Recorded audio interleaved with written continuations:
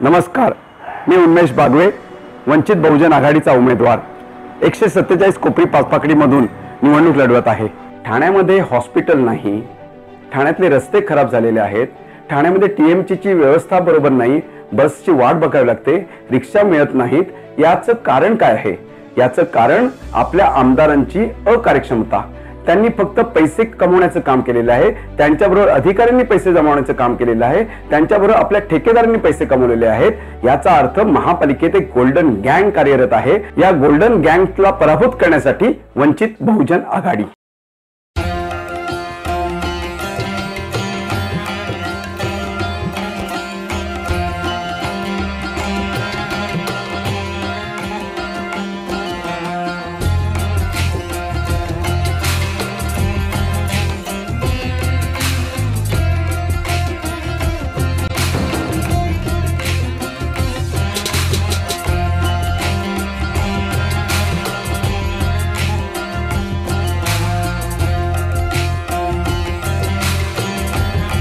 पंधरा वर्ष काय केलं दाखवा, आता एकच हवा, बदल हवा।